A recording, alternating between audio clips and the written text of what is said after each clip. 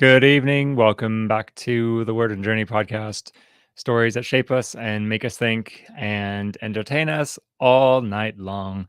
I'm Moses Bernabe, and I'm having with you on the screen the discussion that I would have with you if you were in real life here with me in a coffee shop or in a library or on a back porch somewhere, talking about books, favorite books, stories that we love. So, I went on a road trip over the past weekend, and that meant I had I had time to finish The Wheel of Time. Not the whole thing, that would be quite an accomplishment. I imagine I won't get there for another decade because that seems to be on average how long it takes, except for those very special people that can read 14 tomes back to back. I had a friend who would boast of reading a whole book over like that over the weekend, and I think I used to read like that back when I was young and my mind was a little bit more flexible. Anyway, but uh, I have finished book 2, The Great Hunt, and short answer, I liked it. It was definitely entertaining and thought provoking. So, assorted rants, and again, I am not quite a literary professor or expert, and all of this is invitational. If you disagree with my conclusions, please write me about it and let's discuss it because that's the fun part. So, anyway, one of the features of the Wheel of Time universe is the wheel itself, the wheel that weaves, and it's a very frequent saying. The wheel weaves as the wheel wills, and as the wheel weaves, and there is a lot of the characters talk about being threads that are being woven, and getting woven into the pattern. There's a pattern out there, and it's doing its thing, and there's kind of the sense of we know the pattern is out there and it's being woven and we're part of it, but nobody has any idea what the end is. Sort of. There are the prophecies. So someone like Rand al'Thor, who is the Dragon Reborn, spoiler, uh, he's a very particular one. So there's particular prophecies about him. So they kind of know where he's going to end up, sort of. A lot of the others, though, there's not a clear definition, though. So there's very much the sense of I'm part of something and I don't really know what or why. I just kind of have to trust that this big impersonal thing is doing something kind of sensible. So, where this gets interesting is, well, let me start by saying, as a world building technique and as a writing technique, it's really wonderful, really fun, really entertaining, creates some interesting texture to the world, and the conflicts that surround it are really great. It makes for really good reading and really good writing too, as you have these characters who are propelled into this motion, propelled into these adventures, like without a clear sense of where they're going. It's a really interesting conflict. So, as strictly as a storytelling, I love it, and might be inclined to use something like this in my own stories at some point. um, of course, though, I'm not seeing this just as story. I'm also reading it through my worldview lenses and everything. Um, so of course, I'm reading this from the perspective of Orthodox Christianity, and uh, just for fun. I mean, not at all. I have nothing against the story. But just comparing, contrasting different worldviews and different implications that they bring out. So the way that the Wheel of Time universe gets presented is so there's the Dark One who is their devil figure, their evil, who is kind of presented as potentially an absolute evil. There isn't really an absolute good though. Even Rand, who's supposed to be the counterpart to the dragon, or he is a dragon, he's supposed to be the counterpart to the Dark One. There's not a sense of him being good or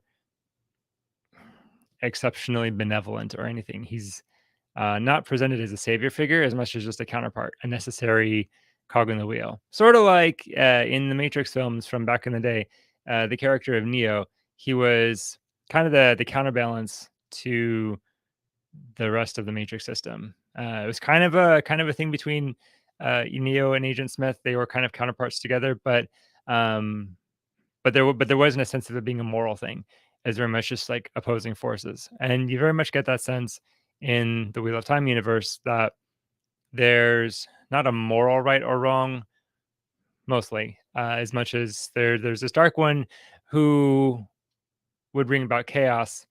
And I guess you could say it that way. It's not specifically like a right or wrong, but more of like a chaos and order thing.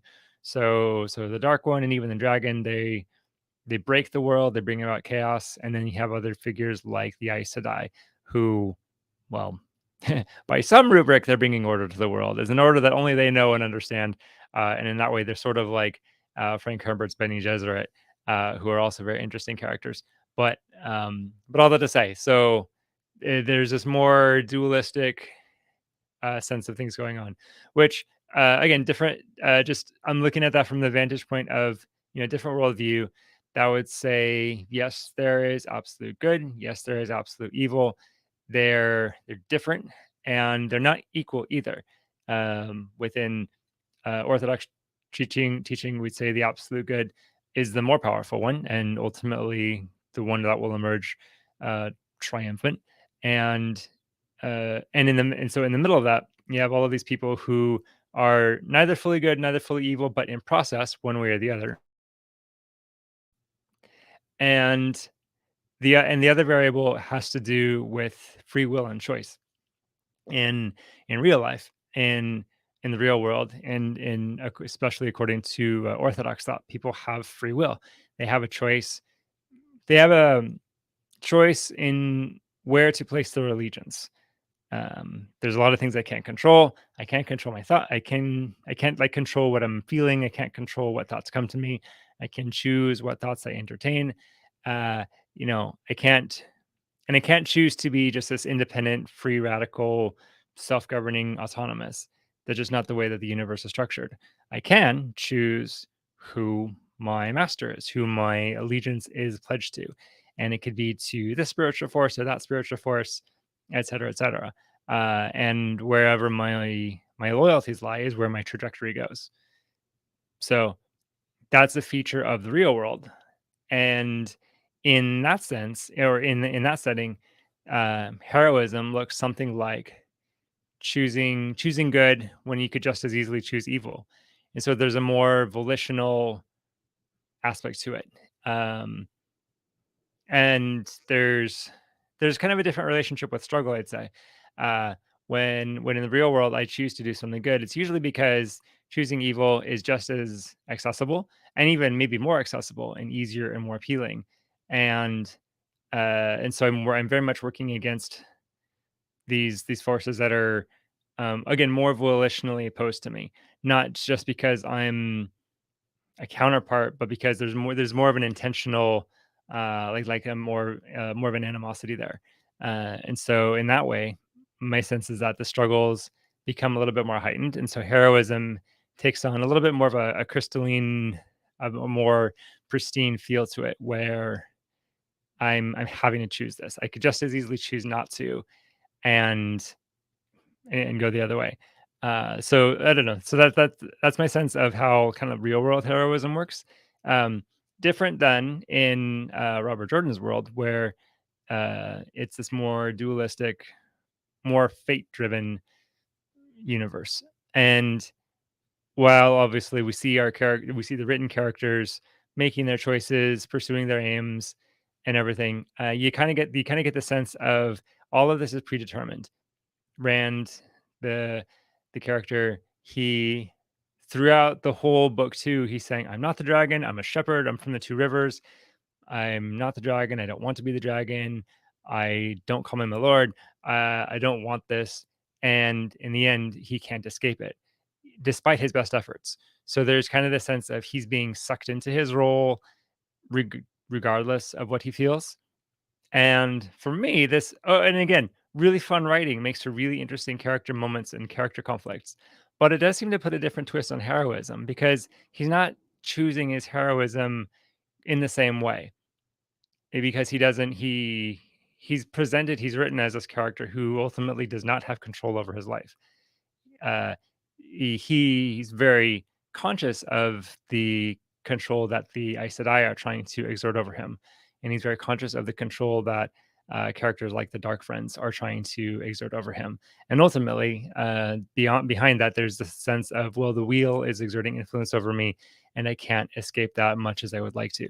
So, so in that sense, we could question his heroism. Is he really truly a hero, or is he just a really fancy cog in the wheel? So there is that. However, though, because I want to, because again, I like the story, I want to make it work. There could be the sense, though, that when one is caught up in a deterministic worldview, maybe I didn't say that quite right. Determinist. It's late at night. Somebody can correct me. Anyway, so he doesn't fully have a choice where he's going to go. His choice, though, becomes how he goes about it, and and actually, there's something kind of cool and heroic about that too, because again, in the real world, we run into these situations as well where there's just so much we can't control, and so much that's beyond our influence, and there's a lot of situations where we're just kind of stuck. We're lacking resources, lacking opportunities, and compelled to do things that we would not choose otherwise.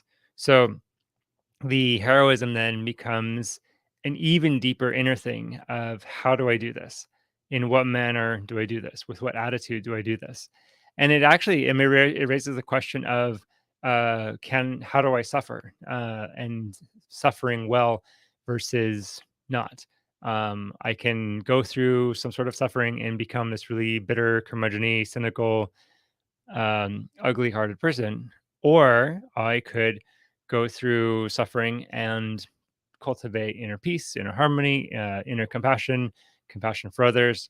I can choose to make the best of my scenario, even while I'm there. There could be that, of course. Then you get into the whole idea of, well, why? What's the point of it?